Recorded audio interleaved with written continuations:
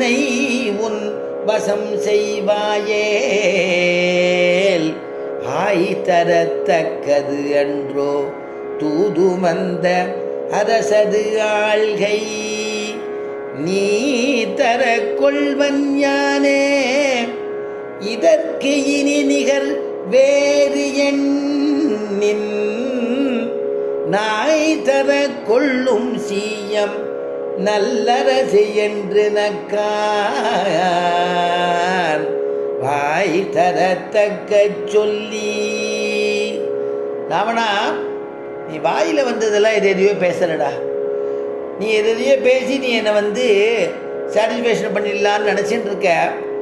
நான் திருப்தி ஆகிடுவேன் நீ நினச்சின்னு இருக்க. நான் திருப்தி ஆக மாட்டேன். நீ வாய்க்கு வந்ததெல்லாம் பேசினதுனால நான் உன் பக்கம் வந்துடுவேன் நினச்சின்னு இருக்காத. அந்த மாதிரி வசப்படுத்தணும்னு நீ ஏதோ பேசுகிற, மனசில் தோணுனதெல்லாம் பேசுகிற. வாய் தரத்தக்க சொல்லி என்னை உன் வசம் செய்வாயேல். ஒரு கால் அந்த மாதிரி நீ வசப்படுத்தலாம்னு நினச்சின்னு இருக்க. ஆனால் தூது வந்தவனுக்கு யாராவது அரசு கொடுத்து பார்த்துருக்கியா? ராஜ்யம் கொடுக்குறேன்னு சொல்லி எங்கேயாவது நீ கேட்டிருக்கியா? ஏதாவது வழக்கத்தில் உண்டா? அதனால் இது கொஞ்சம் ஆராயப்பட வேண்டிய விஷயம், கொஞ்சம் ஆராய்ஞ்சு பார்க்கணும். அதனால் ஆய் தரத்தக்கது அன்றோ தூது வந்த அரசது ஆள்கை. ஒரு கால் நீ கொடுத்து கிஷ்கிந்தா ராஜ்யத்தை நான் முடிசூட்டிக்கணும் அப்படின்னு ஒரு ஸ்திதி ஏற்பட்டுடுதுன்னா அதுக்கு நான் ஒரு உபமானம் சொல்கிறேன்.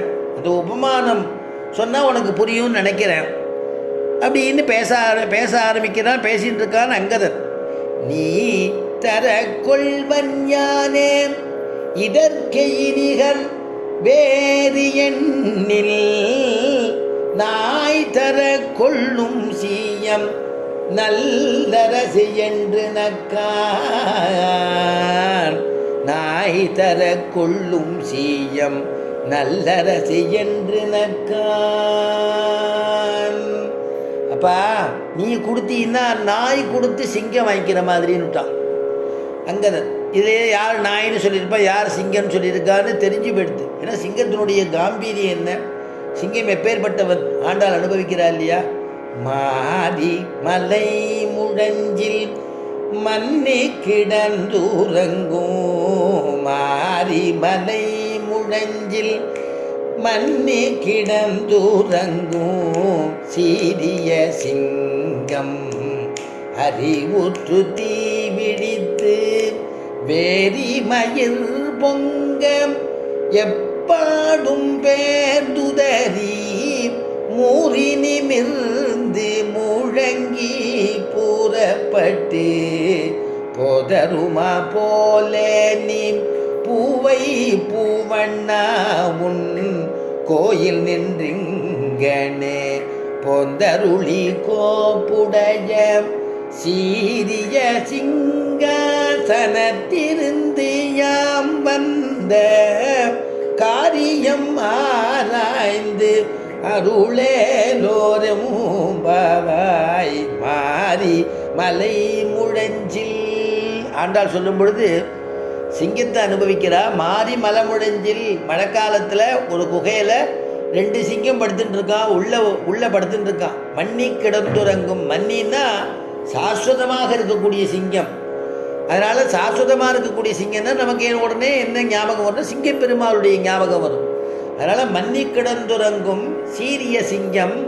அந்த சிங்கமானது மழைக்காலம் முடிஞ்ச உடனே வெளியில் வரும். சீரிய சிங்கம் அறிவுற்று தீ விழித்து, இன்னொருத்தர் எழுப்பணுங்கிற அவசியம் இல்லாதபடி தானே எழுந்து அறிவுற்று தீ விழித்து அதோடைய தீப்பொறி கக்கக்கூடியதான அது ஒரு பார்வை, அது ஒரு காம்பீரிய சிங்கத்துக்கு உள்ள தன்மை. அதே மாதிரி ஒரு பிடரி மயிர், அந்த பிடரி மயிரில் ஒரு நறுமணம். அந்த நறுமணம் அதுதான் நம்மாழ்வார் வேரி மாறாத பூமேல் இருப்பாள்னு நம்மாழ்வார் அனுபவிக்கிறார். வேரின்னா வாசனை. சிங்கத்துக்குன்னு பிடரி மயிரில் ஒரு வாசனை இருக்குமா. அதனால் வேரி மாறாத அந்த சிங்கப்பெருமாளிடத்தில் இருக்கக்கூடிய தாயார் இல்லையா, மேரி மாறாத பூமேல் இருப்பாள் வினை தீர்க்குமேன்னு. அப்படி இருக்கக்கூடிய ஒரு சிங்கம் உள்ளே இருக்கக்கூடியது அந்த வியாக்கியானத்தில் எழுதுகிறா ஏக தத்துவம் போலேன்னு எழுதுகிறா. விசிஷ்டாத்வைத சித்தாந்தம் போலேன்னு எழுதியிருக்க. உள்ள அப்படியே படுத்துட்டு இருக்கான். ரெண்டு சிங்கம் படுத்துட்டு இருக்கிற மாதிரி இருக்கான்.